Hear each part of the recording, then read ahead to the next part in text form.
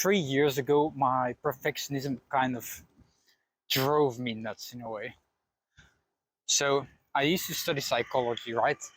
And I went to my classes, kind of picked a place and just sat there listening to the stuff, taking notes, to just go back to home. That's not the life that I wanted. I wanted to speak to people, have some friends, but nobody wanted to talk to me. I wasn't really that interesting. I was just that weird guy, sat there, too scared to say anything, kind of weak, cropped up. And I decided to make a change the year after. I took a break here, and tried to make some changes. Because social anxiety and perfectionism were constantly trying to mess with me. So, for a whole year, I did nothing but journaled, ate writing, and exercise in a way to become the perfect person. I was just trying to get rid of the fear, because if I wasn't so scared, I would become flawless at speaking, right? And so I tried to do that. I did nothing else. I've made at least 400 pages worth of a journal documentary, I guess. And if you'd see me back then, you'd think I was a kind of maniac. And looking back on it, I was. There was something I did wrong.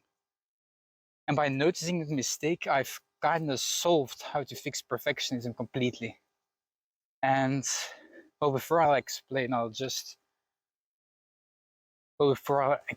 I explain, I'll just take my bike first to a nice little place. I'm on my bike now, but I kind of forgot to mention something which is important to the point of this video. So explaining how you deal with. And the way that I dealt with anxiety and perfectionism was by journaling, right? But what does that mean? So I sat at my bureau, took a spreadsheet, and wrote down a prompt in with the hopes of challenging my beliefs. So, for example, let's say I was afraid to talk to a cute girl, then I would just write that down and try to connect it with my childhood. So find my inner trauma in a way, in order to stop that from existing. And the theory is right, but the execution is wrong. But yeah, a train is coming, so you'll not hear me. So I'll cut to the part where I found the nice cute little place. See you then. Yeah, I find a nice little place. Hang up the monkey rings. And now I think I'm going to tape my phone to the bike. Well, I should have planned this better, but I don't really find a way to paste it. But so, let's get back on track, back to the story. I was talking about the way that I try to change my beliefs during journaling. It's not really the way you should go, I guess, when trying to alter your beliefs, because you can't just change your beliefs in a way. Well, I'm making it too complex. I'm sorry for that, but it's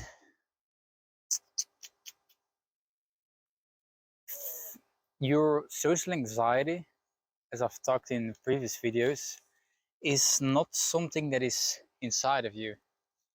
It's a sign that there's a threat outside of you. So when you're socially anxious, you're not really having something wrong inside of yourself, but you're just scared of other people. And well, you're not scared of other people, what they could do to you, like a potential to threaten you, and you don't have anything you can do against it, because otherwise you wouldn't be anxious. It's just like you wouldn't be scared of you wouldn't be scared of a monkey if it was in a cage, because it cannot kill you. It's the same way here. If you really, well, if people didn't have potential to dislike you because you've already fixed it, then there would be nothing to fear. And that's kind of the end goal that you should look for. Find a way to control the threat to be disliked, their potential to dislike you. And it's not by just changing your belief about other people. Because what I did was I journaled and tried to challenge the beliefs head on. The problem with that is that you're kind of hoping that you're wrong. Hoping that you're wrong about other people. Which in most cases it's just not really the right way to go at it. Social anxiety isn't just some illness. It's another way of seeing the truth, and your truth is thinking that other people don't like you. And the ways to kind of do something against it is by looking for what's wrong. How do you do that? Well, you just ask people, what the hell is wrong with you? And some people would say, and would just easily respond with, no, I don't think there's anything wrong with you. You're just quiet all the time. And then you're making, well, at times you're making, when you're anxious, you usually just go quiet with the hopes of not doing anything wrong or doing anything worse to make the person make you make make them hate you even more. But the problem is that you're doing the opposite of that. You're making them, they don't think you're pathetic, they just think they hate you at times. And you can't find it out by just challenging the belief. So I haven't really planned this conversation out, but what I'm trying to say is that perfectionism is usually caused by a fear of other people, or the fear that they might dislike you, their potential to dislike you, and you have no control over it. The only way to get back in control is by asking yourself and asking them, what can I do to make them like me? And the only way to do that is by confronting the person, asking them. And you just discover what you're doing wrong most of the time. Maybe you're a bit too quiet. People might say that. Well, that probably means that the person doesn't really understand your situation. Because people who've never been through the fear of constantly being threatened and having to push through it, so they just think there's something wrong with you. And it's not that most people don't know that, it's just most people stay quiet about that stuff because they're shy themselves. And just look for the right people. Look for the right people, ask every person, what's wrong with you, what's wrong with you? And they tell you the fear isn't inside of you, the fear is someone else, man. You're not scared of the lion. The lion is scary. Well, the lion has the potential to be scary because it can attack you. That's the thing.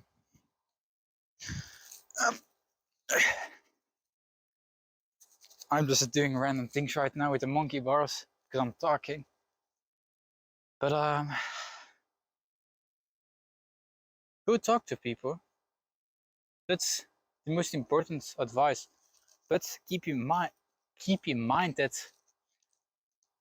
no, keep in mind that you should look for what's the potential threat in them. Actively look for them. Because most people I've met online in self-improvement just tell other guys that you should just face the fear. And it's not enough, because then you're only building courage or the ability to face the lion. But in order to beat the lion, you have to find a strategy to kill it. And it's the same with social anxiety. You have to find a way, or no, you have to realize that people already like you if they understand your whole situation. It's like this one story. It's called The Climber. It's a Japanese comic book. And it's about this really weird, quiet guy with a lot of social anxiety, and people dislike him. Yet, the reader loves him. And that's because the reader sees the whole picture, and they understand that he's shy. While the other people, the people he's interacting with, they think that he hates them, and that's why he's quiet. So it's just he finds that out by actually speaking to people. You're not going to get saved.